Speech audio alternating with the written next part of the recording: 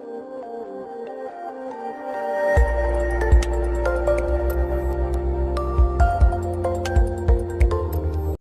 Student, आज के इस वीडियो में हम अपने एनसीईआरटी का जो 1.2 एक्सरसाइज का चल रहा था उसी को आगे कंटिन्यू करेंगे। अगर पिछली वीडियोस आपने देखा हो स्टूडेंट तो वहाँ पे हमने क्वेश्चन नंबर 6 तक सॉल्व किया था, तो आज 7 से आगे सॉल्व करेंगे।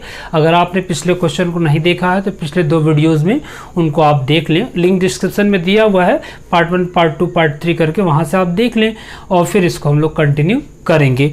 क्वेश्चन नंबर 7 की बात करते हैं। क्वेश्चन नंबर 7 में 2 पार्ट दिए गए और दोनों को ही आपको बाइसेक्टिव प्रूफ करने को कहा गया है। तो जब क्वेश्चन नंबर 7 की बात करते हैं तो क्वेश्चन नंबर 7 का जो पहला पार्ट है उसमें कहता है function f mapping from r to r and fx is equals to 3 - 4x। अब आपको दिखाना है या चेक करना है कि फंक्शन बाइसेक्टिव है या नहीं। तो बाइसेक्टिव होने के लिए फंक्शन का 1 और ऑन2 दोनों होना ज़रूरी है। तो हम इस क्वेश्चन के लिए पहले चेक कर लेते हैं कि फंक्शन 1 है या नहीं। तो आप पिछली वीडियोस में जाइए और देखिए कि 1 के लिए आपको क्या कराया गया था। 1 के लिए आपसे बोला गया था अगर आपको 1 प्रूफ करना है तो आप 2 एलिमेंट लीजिए डोमेन सेट में और उन एलिमेंट के इमेज को आप इक्वल सपोज कर लीजिए पहले। तो यहाँ से क्या करना होगा, लेट कर लेंगे x1 और x2 2 एलिमेंट जो बिलोंग्स करते हैं R, यानी इस R, इसको डोमेन सेट कहते हैं। इसमें सच दैट क्या कंडीशन होगी, such that fx1 is equals to fx2। मतलब हम क्या कर रहे हैं कि हम 2 एलिमेंट मान रहे हैं जिनके इमेजेस सेम हैं। अगर इस केस में हम ये दिखा दें कि नहीं इमेजेस सेम होने पे एलिमेंट भी सेम है तो हमारा फंक्शन जो है 1 बनता है। तो इस हिसाब से यहाँ से क्या बनेगा, 3 - 4x1 is equals to 3 - 4x2। 3 से 3 कैंसिल हो जाएगा तो -4x1 is equals to -4x2। Minus से माइनस कैंसिल, 4 से 4 कैंसिल, यानी x1 is equals to x2। अगर इमेज सेम एलिमेंट भी सेम, यही डेफिनेशन थी 1 और 2 की। तो देयरफॉर आपका फंक्शन f क्या हो जाएगा, इज 1 फंक्शन। ठीक, ये काम हो गया आपका 1 फंक्शन का। इसके बाद ऑन2 चेक करेंगे कि फंक्शन आपका ऑन2 है या नहीं। तो ऑन2 के लिए क्या करना होता है, 2 प्रोसेस आपको बताया गया।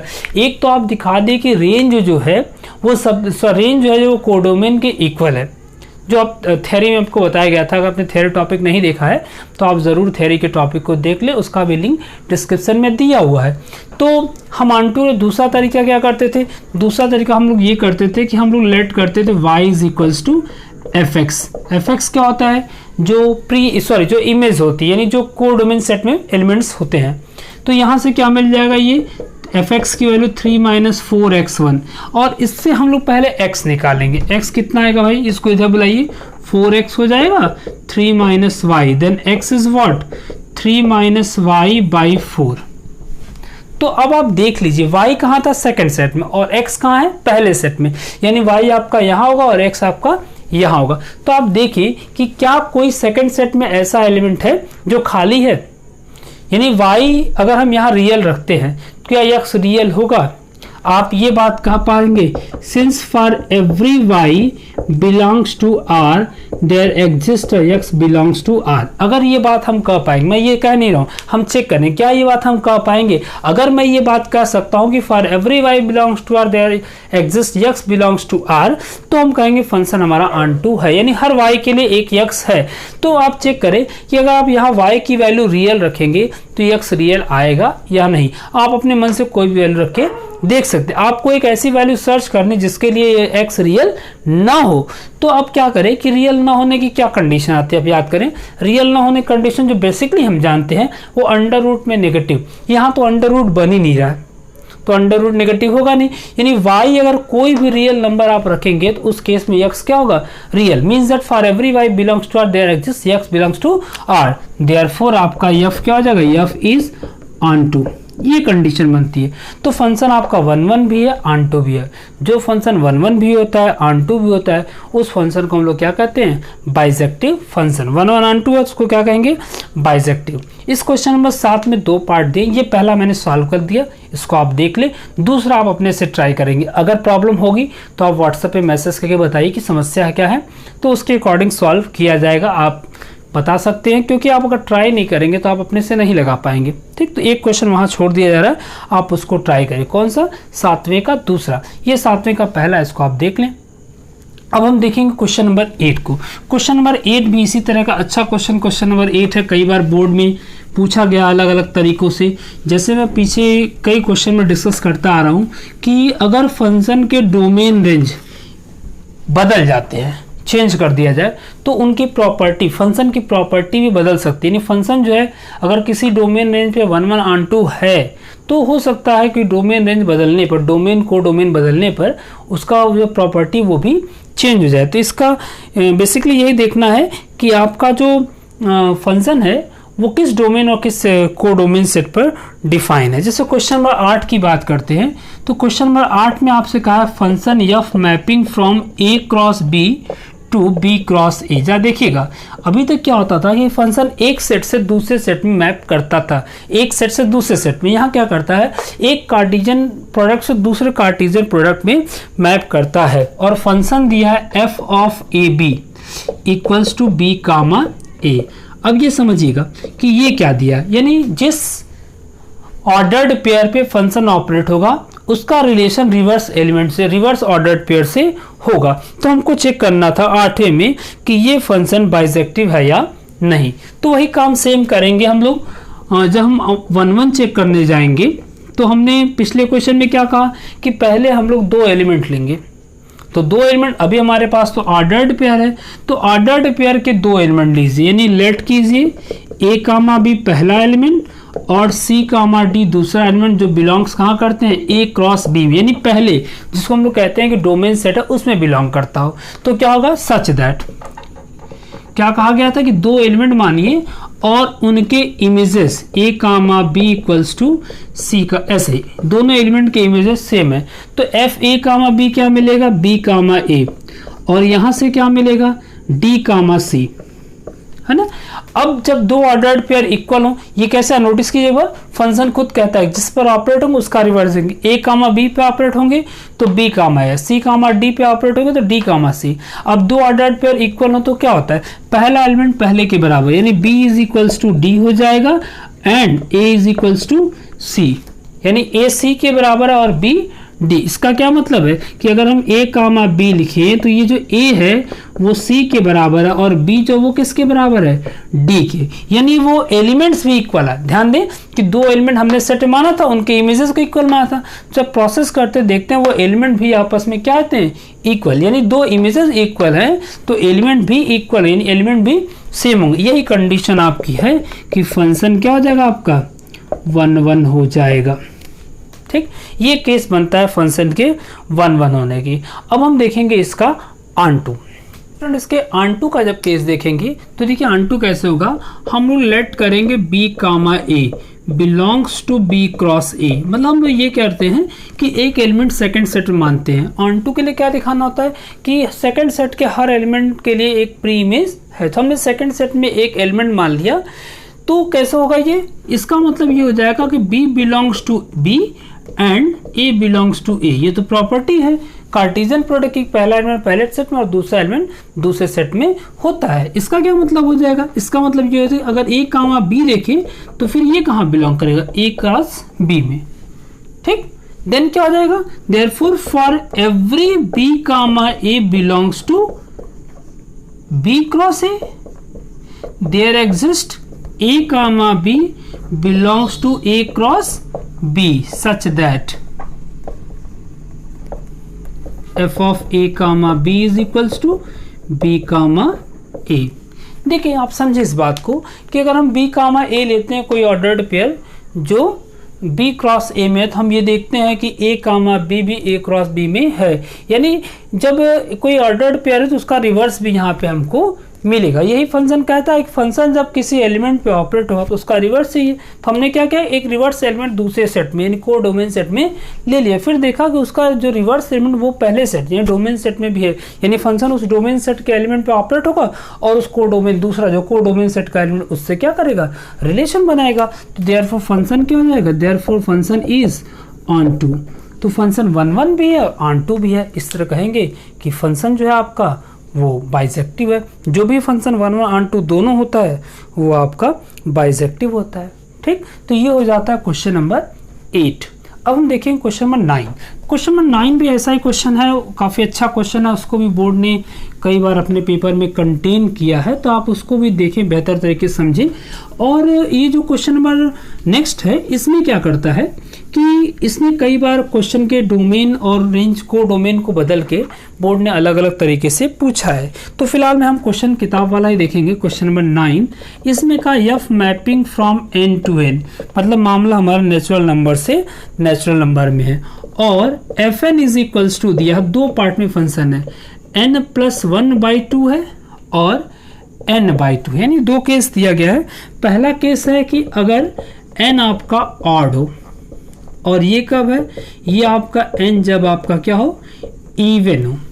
तो हमको चेक करने को बोला है कि देखिए कि फंक्शन जो है वो बाइसेक्टिव है या नहीं। तो बाइसेक्टिव होने के लिए फंक्शन का 1 1 भी होना जरूरी और ऑन टू भी। तो अगर दोनों ये होगा तो बाइसेक्टिव होगा, और कोई एक प्रॉपर्टी मिस हो जाती है तो फिर बाइसेक्टिव होने की जरूरत नहीं है। तो क्या करते हैं, पहले हम लोग 1 1 ही चेक कर लेते हैं कि 1 1 है या नहीं। तो 1 1 के लिए क्या कहा गया कि आप दो डिफरेंट एलिमेंट लीजिए, उनके इमेजेस को सेम मानिए और फिर दिखा दे कि नहीं एलिमेंट भी सेम है। दूसरा तरीका मैंने पिछले क्वेश्चन में एक यही बताया था कि अगर हम दो डिफरेंट एलिमेंट की सेम इमेज दिखा दे, डिफरेंट एलिमेंट की सेम इमेज, तभी फंक्शन हमारा 1 1 नहीं होता है। एक कंडीशन ये भी थी।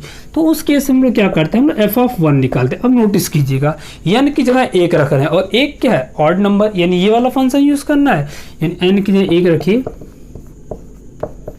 And this become 1। फिर हम एफ ऑफ 2 निकालते हैं। 2 क्या है, इवन, यानी हम इसका इस्तेमाल करेंगे, ये 2/2 हो जाएगा, ये भी आपका 1। सिंपल सी बात है, दो डिफरेंट एलिमेंट का सेम इमेज आ रहा है। बोलेंगे सिंस डिफरेंट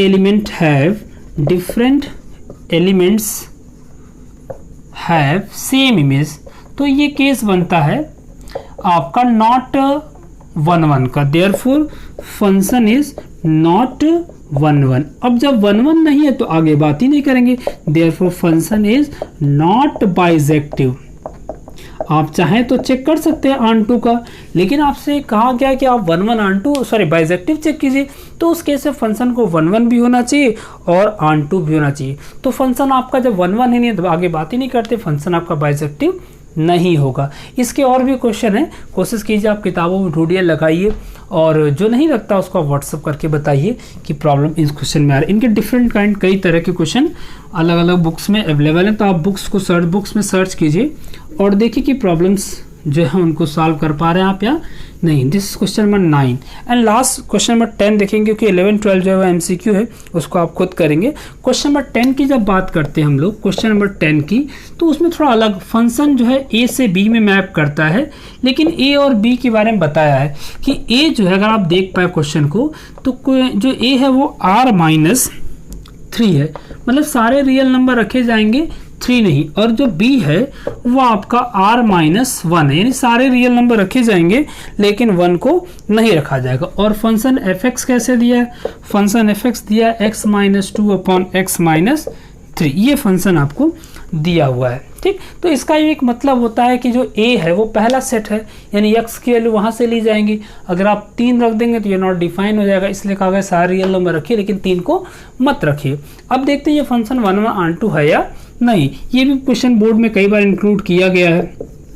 तो 1 1 के लिए क्या कहते हैं कि आप वही करिए, दो एलिमेंट लीजिए x1 और x2 जो बिलोंग्स करते हो पहले सेट, जिसको हम लोग डोमेन सेट भी कह सकते हैं, सच दैट क्या कंडीशन लेके चलते हैं कि इनके images fx1 is equals to fx2, images same है। अब हम दिखाएंगे ये एलिमेंट भी सेम है, तो रखिए fx1 की वैल्यू यहाँ से क्या बनेगी, x1 - 2/x1 - 3, और fx2 की वैल्यू यानी x से x2 रख दीजिए, x2 - 2/x2 -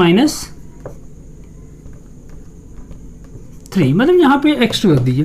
अब यहाँ क्रॉस मल्टीपल, इसका इधर मल्टीपल कीजिए, x1 - 2 और x2 - 3, ये उधर जाएगा, x1 - 3 एंड x2 - 2। अब क्या करें, दोनों को इनटू कर दे, दोनों ब्रैकेट्स को ओपन करिए, देखिए ये बनता है x1 x2 - 3x1 - 2x2 + 6। उधर देखिए x1 x2 -3x2 -2x1 और +6, ये 6 और ये इन दोनों से कट जाएंगे। ठीक, अब क्या बचा आपका बचा -3x1 और ये x1 इधर बुलाइए तो इधर आएगा +2x1 हो जाएगा। उधर क्या बचा -3x2 और इसको इधर भेजिए तो +2x2। इस तरह ये क्या हो जाता है -x1 हो जाता है और ये क्या होता है -x2, माइनस कैंसिल करिए, x1 is equals to x2, मतलब इमेजेस एलिमेंट्स क्या है सेम। कब? जब इमेजेस सेम है, यही कंडीशन है। देयरफॉर आपका फंक्शन क्या हो जाएगा 1 1 हो जाएगा। ठीक, इतना काम करना है। अब बात करते हैं इसके आंटू की। तो जब हम लोग आंटू पर जाएंगे तो आंटू में जैसे पिछले क्वेश्चन में हमने ट्राई किया था कि लेट कर लेंगे y is equals to fx और fx की वैल्यू रख दे, क्या वैल्यू है x-2 अपॉन x-3। अब यहाँ पे क्रॉस मल्टीपल कर दीजिए, इसको इधर बुलाए क्या हो जाएगा xy minus 3y is equals to x-2। जैसे मैंने पिछले क्वेश्चन में आपको बताया कि जब हम लोग ऑन टू कर रहे होंगे तो हम लोग x की वैल्यू निकालेंगे इन टर्म्स ऑफ y। तो x की वैल्यू निकालिए, इसको इधर बुलाइए xy माइनस x हो जाएगा, ये x इधर आएगा तो ये उधर जाएगा 3y माइनस 2, तो यहाँ से x कॉमन ले लीजिए, y minus 1 is equals to 3y minus 2। तो x की वैल्यू कितनी आ गई 3y minus 2 upon y minus 1, ये x की वैल्यू। अब देखिए y हमारा कहाँ से होता है सेकंड सेट से, तो सेकंड सेट हमारा क्या भाई b, इसमें 1 रखेंगे तो ये नॉट डिफाइन, इन्होंने मना कर दिया 1 रखना नहीं, बाकी सारे रियल नंबर हम लोग यहाँ रख सकते हैं। अब वही कंडीशन देखना है क्या for every y belongs to b there exist x belongs to a है या नहीं। हम यहाँ पे y से कुछ भी रखें, b से, b मतलब क्या रियल नंबर 1 को छोड़ के, तो कुछ भी रखेंगे डेफिनेटली ये रियल रखेंगे तो यहाँ रियल ही आएगा, यानी सेट x रियल नंबर में ही रहेगा। तो अगर ये कंडीशन बनती है तो आप कहिए कि therefore function is onto, और जो फंक्शन 1 1 ऑन टू दोनों होगा वही फंक्शन आपका बाइजेक्टिव कहलाएगा। तो ये फंक्शन आपका 1 1 भी ऑन टू भी, नीचे लिखिए कि the given function is 1 1 onto therefore it is bijective. तो स्टूडेंट इस तरह के क्वेश्चन लेके आप पेपर पे ट्राई करिए, आप बिना ट्राई के क्वेश्चन नहीं लगा, जब भी कोई नई प्रॉब्लम आएगी तो आपको दिक्कत होगी, इसलिए आप ज़्यादा से ज़्यादा प्रॉब्लम को पेन पेपर पे ट्राई कर लीजिए, और जो प्रॉब्लमेटिक उनको व्हाट्सअप कर दिए, मैं आपको सोल्यूशन प्रोवाइड कर दूंगा। ठीक है, होप आपको समझ में आया होगा। अब हम लोग इस एक्सरसाइज के जो 2 क्वेश्चन है उसको नहीं करेंगे, वो आपके लिए रहेगा, आप ट्राई करिए। अगर आपको प्रॉब्लम है तो आप उसको बताएंगे तो उसको देखा जाएगा कि क्या करना है। ठीक, अब हम अपने अगले टॉपिक को इसके बाद कंटिन्यू करेंगे। अगर ये टॉपिक्स आपको अच्छा लगता है, वीडियो में आपको समझ में आया हो तो वीडियो को लाइक कीजिए, और अगर आप चैनल पर न्यू है तो प्लीज़ चैनल को सब्सक्राइब कीजिए। Thank you for watching.